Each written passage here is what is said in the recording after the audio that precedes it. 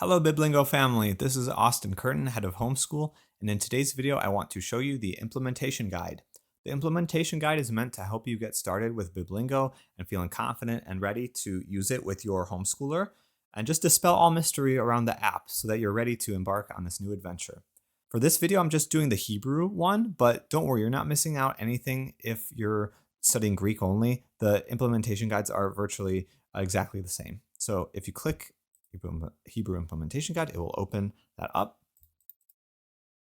Here we have the table of contents to help you find your way around. Biblingo's philosophy is really simple. Learning the biblical languages does not have to be hard. Just be consistent and your child will develop literacy in the biblical languages. Just like how they learned their first language. They just associated what you did and pointing to things with words. And so eventually they learned ball was a ball because you had a ball in your hand and pointed to it. And eventually they were able to say throw ball when they saw someone throwing it and heard the word throw, and they put the two together, and then eventually just kept building. So it's the same thing with Biblingo. We teach you the words first, and then those words build into sentences, and those sentences build into stories. So it exactly mirrors how you learn your first language. Now, for the different age groups, we have these 3 different age bands. It's more like a developmental suggestion for what would be best for a child in this age range. So like, for example, the pre-readers just are going to focus on listening and speaking. Readers are going to be focusing on the reading and writing aspect.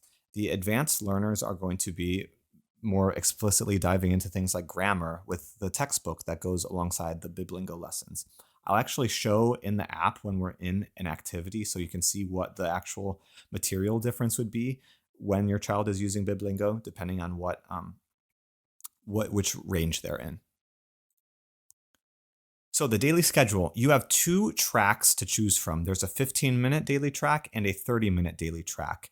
The 30-minute is just a double dose of the 15-minute. So the 15-minute is 1 lesson activity and 1 bank or review activity. The 30-minute is just 2 of them. So 2 lesson activities, 2 bank or review activities.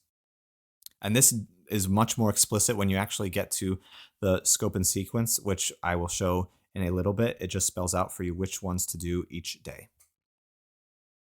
So now, navigating Biblingo. First, I want to show you those lesson activities, like how it said here. For the 15-minute, you do 1 lesson activity a day. So I want to show you how to find those. So when you go into Biblingo, you want to go to the Learn tab. We'll go to level 1. There are 52 levels. You see that each level has these 4 orbs. All of them have the same number of orbs. When you click inside of one of those lesson orbs, it shows you the activities. So here we have all the alphabet symbol lessons, alphabet exercise, words, sentences, challenge. If we go down to like level 4, lesson 2 orb, words, sentences, stories, challenge. Words is a lesson activity. Sentences is a lesson activity. Stories is a lesson activity. So those are the lesson activities. Now, if I actually go inside one of them, like let's go inside of level 1, lesson 1, the words activity. Adam. This is going to show you the progression that you go through in those words lessons and the sentences lessons. So this is Learn. It's just directly teaching you what the vocab is, or eventually what the sentences are. So Adam is a human being. You can always click the book, and you can click this to hear it again. Adam. Yeled. Yeled. Yeled is a boy or a child. I can click it again. Yeled. Yeled. Ochel. Ochel. Okay? Yoshev. So it's just directly teaching you the words. Once you get to practice, then you're actually picking them out multiple choice style. So like, for example, if a child cannot read yet, like those pre-readers that we were just talking about, they can click the speaker button to hear it say it again. Maim. Nope. Maim. Nope, that's not maim. Ochel. Nope, that's not ochel. Adam. Yeah, Adam is a person. Adam. Korea. Yeah, that one's Korea. Korea. Okay, so that's the practice stage. You're just selecting it multiple choice style. Then the master stage is where this difference kind of comes more to light. So for example, the pre-readers, they see this, they're focusing on speaking and listening. So we want them to try to say it. Korea. Then they're going to listen to what they said. Korea.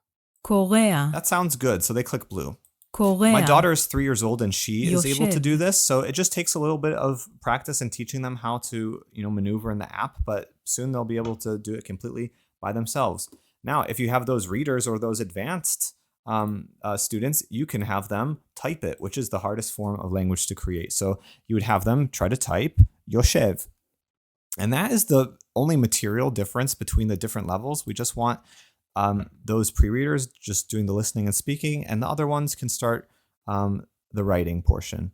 And then just to show you as well, like once you get to the later levels, you're going to have some stories. So you can listen to the stories here. המלך והמלכה יושבים בנהר. You can slow it down. מלך ומלכה יושבים בנהר. Okay, so the pre-readers can do that as well. But whenever you're getting, for example, into the sentences, הילדה אוכלת לחם וזית. we just want them to just be repeating it with the audio. הילדה אוכלת לחם וזית. הילדה אוכלת לחם וזית. מלך ומלכה יושבים בבית. מלך ומלכה יושבים בבית. Okay, so that's what those students can do in the sentences stage. They can just be repeating them. And if anything's too hard for them, just, have them keep reviewing. Especially if they're very young, we just want them to hear the sounds of the language and build that phonemic awareness, which is going to help them when they are actually beginning to read. They need to be able to hear the sounds of the language before they can read. Now, to get to the bank and review activities, because remember, each day you're either doing one bank or one review activity for the 15-minute. If you're doing the 30-minute track, you're doing maybe 2 banks or 2 reviews or 1 bank and 1 review each day. So now we're going to go into those. So here you have a nice little flow chart to show you where things are located at. These are associated with the schedule, which we'll get to in a little bit. So when you read in the schedule, it'll say do alphabet supplement 1.1, or it'll say do standalone alphabet 1.3 or something along those lines. This is showing you the flow chart of how to find it, or patterns or stories, or to do the review deck. So for example, if you're wanting to do the alphabet supplement, you follow this flow. So you find the bank. So go to bank, preset deck, and then it said to go to Biblingo alphabet lessons. So find Biblingo alphabet lessons. Boom. Here they are. Now, let's say we're doing the patterns. That one's pretty easy. Well, actually, we should do standalone alphabet as well. Sorry. So to go to the standalone alphabet, so we go to bank, we go to preset deck, and find Biblingo standalone alphabet lessons. Here we go. Here they are. Okay. Now for patterns is simple. You just go to the bank again, and then you go to patterns. Alrighty. Now, when it comes to stories, same thing. Bank, stories. Here they are. Now, for the review is very, very simple. So if you're at home, you see this review tab, just click the review tab. The review tab is basically funneled through this algorithm that just gives you words based on what you've already been studying, and it just chooses them based on like how long it's been.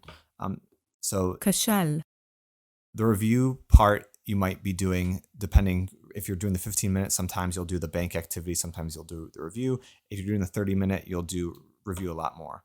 So עיר, אסף it's the same את, progression, learn, practice, master. So you're having a lot of opportunities to practice and review what you've already learned. Now, this is actually getting into the schedule portion. So this is for the 15-minute track. So I'm just going to go through maybe like the first couple of days just so you're familiar. But on day 1, it says to do 1.1 alphabet symbols A to B. So the first number is the level number, and then the second number is the lesson number. So 1.1.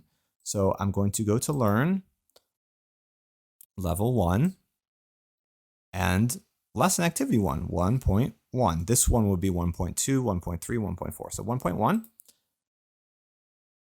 and we're doing A to B. So A to B, so A and B.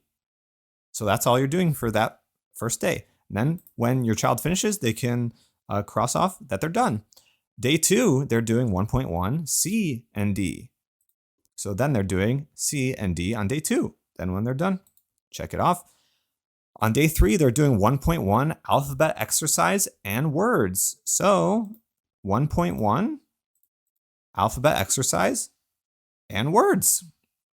In the first couple of days, they do more than just one. I know it seems like, hey, I thought it was just one per day. But just so that they can kind of get really into it and saturated, just it's how the schedule works out, that they just have to do a little bit more these first couple of days. But eventually, you see it turns into just one lesson activity per day. And then after day 3, 1.1 sentences and challenge. Here's 1.1 sentences and challenge. And then actually going to a day that starts to have bank and review, day 5. Day 5 says 1.2 alphabet symbols. So let's go to 1.2.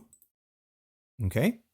And here's alphabet symbols. Now for day 5, so for the bank review activity, it says 1.1 alphabet supplement. So alphabet supplement is found through Biblingo alphabet lessons, preset decks, bank. So to find 1.1 alphabet supplement, we're going to go to preset decks. Well, first we go to the bank, then preset decks, Biblingo alphabet lessons. We want to find alphabet supplement 1.1. Here it is. And if you look at the other ones, we have standalone alphabet. So that's really simple to find too. We just find preset decks and go down to standalone alphabet.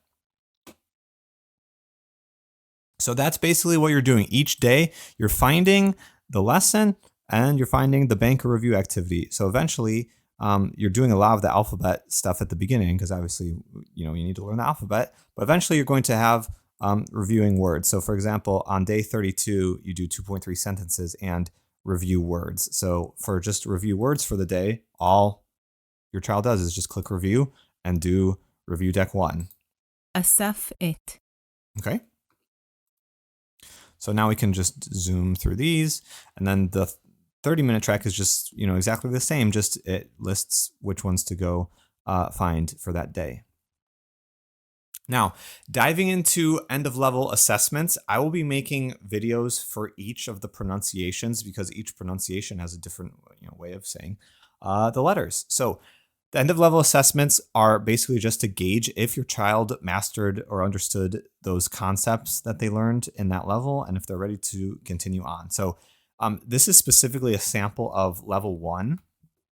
So it has different sections. There's a letter section, which sees if they can say the sounds of the letters. There's a vowel section, if they can read letters with the vowel points correctly, if they can read words, if they can read a passage quickly, if they can point to a picture and say it in Hebrew, if they can read a passage and answer questions about it afterwards. So those are all the things being assessed in level 1.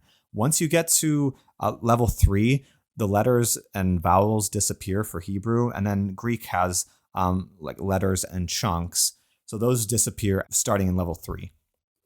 And then each section has a different score. So your child could score in a frustrational range, which means like it was too hard for them and they need remediation and need support in that area, which we have a remediation support page, which we'll get to shortly. Instructional means they had a decent grasp of the area, but need a bit more practice. Independent means they had a successful grasp of the area and had few errors. And mastery just means they totally mastered it. They got 100%. So we want them to be instructional or above. So if they're frustrational in any section, do not proceed. They need help in that area and, just they need to brush up a little bit and practice more before they move on to the next level. Okay, and this is just a little warning to say this is a sample for modern Hebrew. So to just be aware of that, and then you can see which pronunciation you are learning on through the settings tab. So if you go to my settings, right now I'm doing modern Hebrew, but if I wanted to change it to biblical Hebrew, I click the pencil and I can click biblical and then it saves it to biblical, but I am learning modern, so I'll change it back. So here's the remediation support page. This is basically supposed to help you know what to do if your child is struggling in one of the areas of the assessment. just as a way to help support them and help them gain proficiency in that area. So if they are frustrational in letters, have them do this. If it's vowels, do this. Word reading, fluency, vocab, comprehension. The only one that I don't think we've shown yet is the level preset decks. So that's in preset decks, obviously, but it's called Biblingo Full Lessons. So if we go to Bank, Preset Decks, Biblingo Full Lessons, that is where this is located. And it's basically just all the words that are used in that level. So lesson 1 is just level 1. So this is basically just the script that you use. So familiarize yourself with this page and it's basically just giving you directions for what to do. So the blue is what you say to your child or your student. Okay. So the student has a student sheet and you have a teacher sheet for each section. So this is the letter sheet for the student. This is letters for the teacher. They're basically just going to, it says the student will say the letter sound. So they're going to go through and try to say the letter sounds. D, m, ch, l, v, a, sh, I, ch, k, r, so on and so forth. You're checking them on your sheet and you have a little transliteration guide. I will be doing a video for each of the pronunciations for their end of level assessments so that you are familiar with those sounds. So in this situation, the student just didn't get the sound of the letter tzadi right, which makes it sound like ts, ts, ts. Okay, so they got 20 out of 21, which is independent. That's great. With the vowels, it's the same way. They're just going through tsu, ch, hi, a, she, zo, che, a, and you're checking them on your sheet. Word reading, they're just reading the words even, adam, ochel, eretz, ben, boeach, and you're checking them off on your sheet and you have the transliteration there for you to help you. With fluency, they are just going to be reading the passage, but you're timing them. So as soon as they start reading, you're going to time them. So you want them to read through the whole thing. If they're frustrated though, and they can't finish, just score them as frustrational. In the sample, it took the student 22 seconds to read the passage. You divide 22 by 60, you get 0.366. You plug that into this formula. This is how many words were in the story. And the student read at 43 words per minute. So that puts them in an instructional range, and instructional gets 4 points. So that's how the fluency section is administered and graded. For the vocab section, the student just points to each picture and says the word. They would point to this and say, Even, Melech, Cherev, Adam, and you're checking them off on your page. And you have the pictures as well too, so you can see what they're pointing to and just check to see if that's correct. Comprehension, the student reads the passage by themselves, and then afterwards you are asking them comprehension questions. So you have the translation in English here, just so you're aware. And then when they're done, you just ask, what was the boy eating? If they say bread, check it off. So for each of those questions, make sure you read the blue part and check them off if they got it correct, and mark it if they did not. So each question is worth 8 points. So this student got 2 correct, so that's 16. Okay, and that means they're independent. Finally, here we have something called a data tracker. This helps you measure the student's growth within one level. Ideally, in a perfect world, they would be able to go through each level without getting anything frustrational, but sometimes it might not happen. So here's a way you can color code it. So you just input their scores from each section. So just to show for this one, so for comprehension, they got 16 out of 24, which was independent. Independent is a green color. So for comprehension, you see there's number 16 and green. You add up all these subsections and color code them, because it's always nice to color code and it's easier to understand. And then you add it up to get the final score. So anything in these bands, just mark it that color. So the student got 80, which is instructional, which means it's good enough to go on to the next level. And then also you have this Hebrew progress graph that you can use. This will be included in the end of level assessments.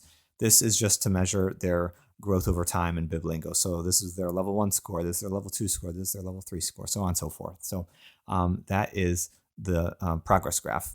That's pretty much it for the implementation guide. I will be doing, again, the end of level assessments for each of the pronunciations, so be looking out for those. Thank you guys for watching. God bless you all in the name of our Lord Jesus Christ. Have a great day. Bye-bye.